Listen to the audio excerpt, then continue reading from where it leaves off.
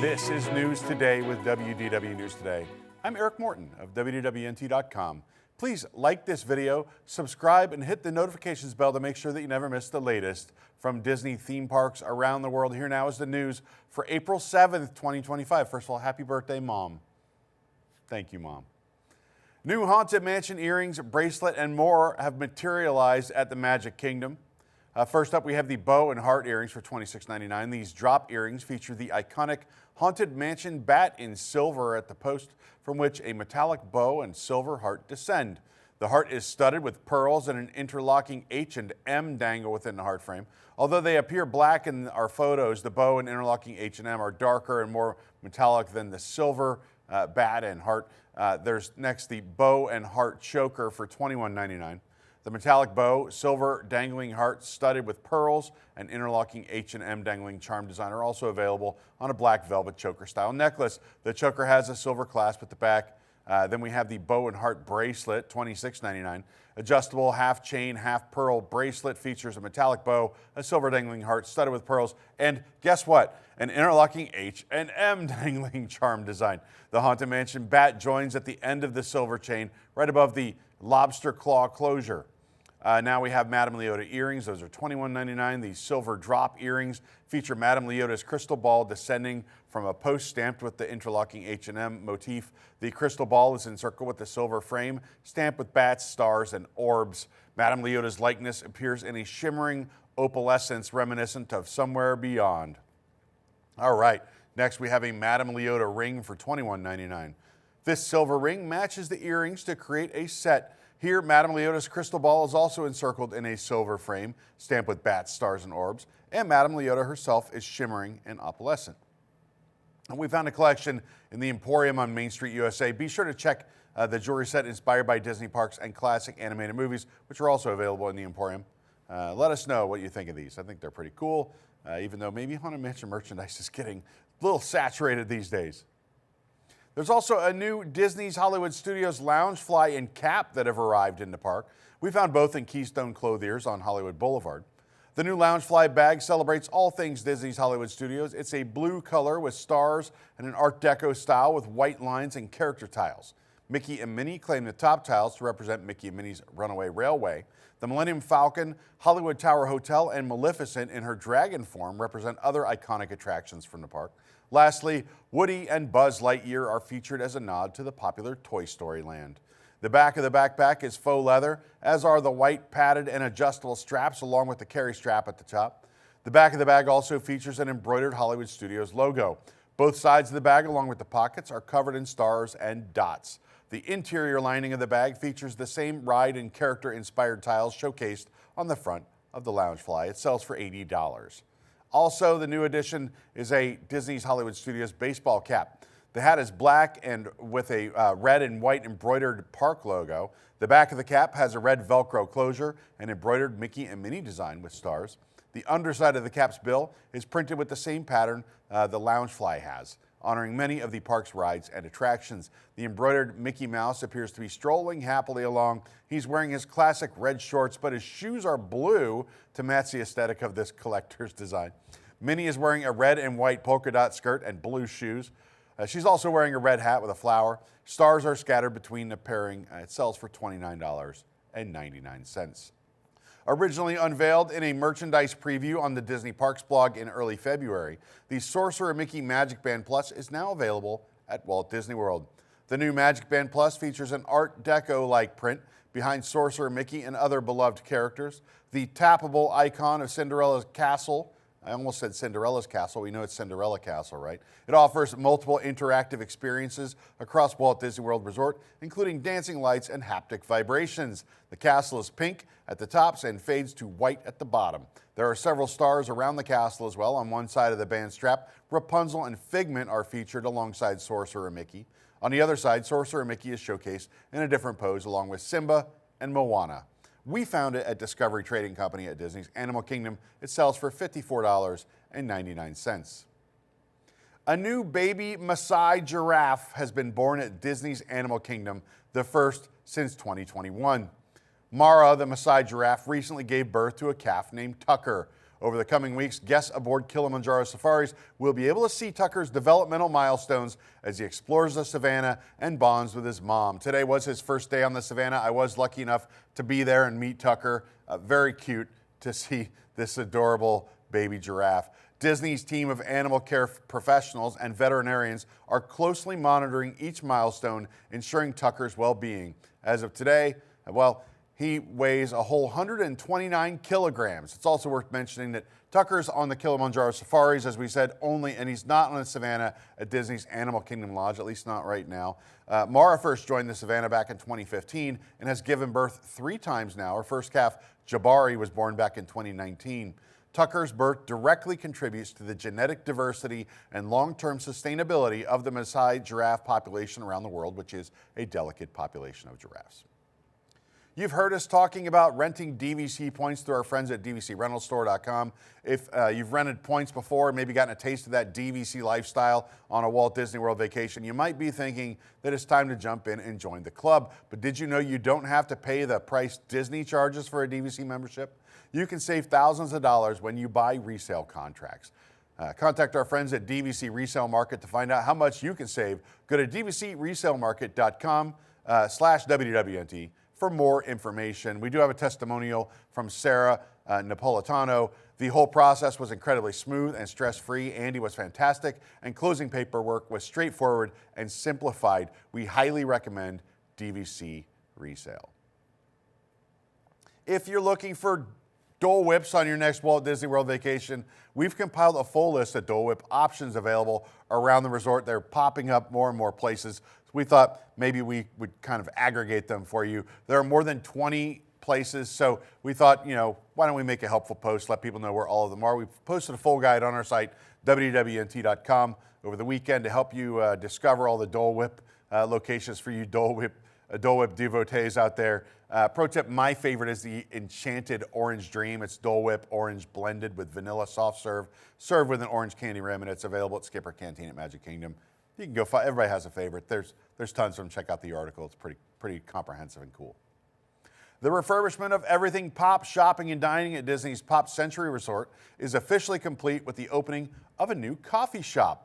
Disney announced the new coffee shop last month as Everything Pop neared the end of its refurbishment that began back in August. Most of the food court and gift shop reopened with a refreshed look in January, but this counter remained behind walls and curtains. In addition to coffee, the counter offers pastries perfect for breakfast or dessert. The menu is available all day. Like we said, it features mostly pastries and specialty coffee. You can see the comprehensive menu on our site. The cubbies next to the cash register are for mobile pickup. Cast members prepare an order, put it in a paper bag, and then place it in a cubby. Guests will see their cubby number in the My Disney Experience app when their order is ready. Guests can also now purchase an ice cream sundae in a Mickey's Ice Cream Truck sundae bucket at Disney's Pop Century Resort. The souvenir ice cream sundae bucket was first released at Disneyland last summer. Available at Everything Pop shopping and dining now. It comes with your choice of soft serve, topped with chocolate sauce, whipped cream, rainbow sprinkles, cherries, and Snickers pieces. The ice cream truck is pink, yellow, and teal and features Mickey and friends in the truck's windows. Mickey's driving, of course, while Donald is in his side window holding an ice cream sundae and tipping his hat. An ice cream cone is on the door and logo of 3 Pals Ice Cream. It's on the side. The top of the bucket reads ice cold and refreshing and lifts open to hold the ice cream. Goofy is pictured in the window throwing a scoop of strawberry ice cream through the air and holding a dish of ice cream in his other hand. Over the wheels of the bucket are multicolored sprinkles. The front of the bucket shows Mickey in the driver's seat, and a large ice cream cone sits at the top of the truck, which also serves as the spoon. It sells for $27.79. Comes with ice cream, though, so check it out. I'm sure a lot of people are excited about this. A fire broke out on Friday at the Pixar Pals parking garage at Disneyland. We want to thank all the readers, by the way, who sent us photos and footage as this fire went on for quite a while, and many guests were unable to leave the garage as workers got that fire under control. The fire appeared to have originated from a car in the Finding Nemo parking section on level 5, and the fire alarms were not initially sounding off. Anaheim Fire and Rescue was called at 9:47 a.m., and first responders arrived about 10 minutes later. Guests were later allowed to leave from select levels of the parking garage, and of course, eventually all levels, I guess. We followed along live and received more information from national media after the fact. So sort of to summarize everything, a new article from USA Today shared additional information and police statements regarding the fire situation. First, as we initially reported, the fire was believed to originate from a Toyota RAV4. However, Officer Sergeant Jacob Gallagher told USA Today that the fire actually began inside the engine of a nearby Kia Sportage SUV. The exact cause of the sudden blaze is still unknown at this time. Gallagher went on to state that despite reports of paramedics being called to the location, no injuries were reported. The fire did damage a total of 6 to 12 nearby cars. The cars closest to the blaze were described by Gallagher as undrivable, while others only received some smoke damage. No other areas of Disneyland Resort were damaged, and levels 1 through 3 of the Pixar Palace parking structure did reopen later the same day. We'll keep you up to date if we get any more updates on this. And yes, before you comment, we did receive dozens of comments wondering if it was a Tesla. It was not, it was a Kia. An official listing with information and frequently asked questions regarding Club 33 is now on the Disneyland app. The listing features the blue and gold Club 33 logo along with the blurb, "Learn about the legendary private membership club founded by Walt Disney at the Disneyland Resort." The benefits of being a member are also listed, including dining, unique experiences, and other perks such as Club 33 merchandise. A list of frequently asked questions is provided as well. Links to fill out a membership form, information about the dress code policy, and reservation availability are listed as responses to some of those questions. Each link redirects to the official Club 33 website. Club 33 is a private organization that debuted in 1967. Members receive access to themed clubs, exclusive events, and offerings.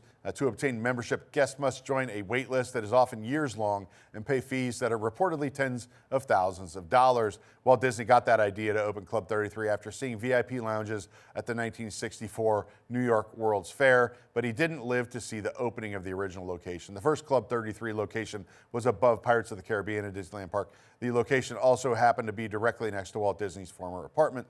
There are other Club 33 locations around the world in each Walt Disney World Park, Tokyo Disneyland, and Shanghai Disneyland. Disney CEO Bob Iger voiced his concerns regarding the impact that President Trump's tariffs could have on the Walt Disney Company. According to the New York Post, Iger made an appearance during the daily editorial meeting at ABC News, providing his input on the impact of President Trump's tariffs. Iger joined that meeting a day after Trump signed an executive order putting a series of tariffs on U.S. trade partners, well, pretty much every country and maybe some islands populated by penguins. Iger voiced his concerns that it would not be an easy task to speedily relocate overseas manufacturing to the U.S. He pointed out Apple's Foxconn plants located in China that employ hundreds of thousands of highly specialized workers and stated trying to replicate their level of skill overnight would not be feasible. Reportedly, Iger also mentioned in a meeting that most people don't really understand how tariffs work. He also shared his concerns regarding the 2 new Disney Cruise Line ships that rely on steel for construction, and if costs rise too high, the company may need to scale back spending. Also, everyone's wondering what kind of impact this is going to have on tourism. Some of that will play out in the coming days, weeks, and months, and we'll keep you apprised of any major Disney-related developments on that front. Sales of all tiers of Disneyland Resort Magic Key passes are now paused. Magic Key holders can continue to renew their passes, however. Since launching the Magic Key program as a replacement for the annual pass program back in 2021, Disneyland Resort has opened and closed sales periodically. Most recently, Magic Key sales reopened back in January. The highest tier, the Inspire Key, sold out first. As of April 3rd, the Disneyland website states Magic Key sales are now paused, but if you're already a Magic Key holder, you can keep the magic going. So indicating that current Magic Key holders can renew them. So we'll see how that goes. The BDX droids that originally debuted at Star Wars Galaxy's Edge in Disneyland have arrived across the sea at Tokyo Disneyland. There are 4 BDX droids in total, but only 3 appeared at Tokyo Disneyland on their first day, which was April 7th. It's today, but like 13 hours ago because of time change and stuff. According to an interview with Moritz Bacher, Associate Lab Director of Disney's Zurich Robotics team, these 3 droids are named Besh, that's the blue one, Grek is the green one, and Oscar is the orange one, although they go by different names at Tokyo Disneyland. The 4th droid is named Red. I'll let you guess what color red is. The droids are capable of walking around, making noises, shining lights, and interacting with guests. They have personalities and emotions, as demonstrated in a recent video released by Disney Research that shows how they're incorporating autonomous interaction into the droid technology. BDX droids first appeared at Disneyland in October of 2023 for a playtest in Star Wars Galaxy's Edge. A few months later, they made limited-time daily appearances for Season of the Force. That was in 2024. They set sail on Disney Cruise Line's Disney Wish earlier this year. The robots earned Disney the 2025 Thea Award for Outstanding Achievement Technical Innovation. Though they were invented just for Disney parks, the BDX droids are inspired by BD Explorer droids already seen in various Star Wars stories. In addition to being able to see that trio of small droids outside Star Tours, the adventure continues. Tokyo Disneyland is adding characters from Ahsoka, Andor, and The Mandalorian to the Star Tours rotation. These scenes were added to the Disney's Hollywood Studios and Disneyland versions of the ride last year. From April 8th through June 30th, guests are guaranteed to get one of the new clips on their Star Tours adventure. After the event period, the new scenes will be incorporated randomly into future rides.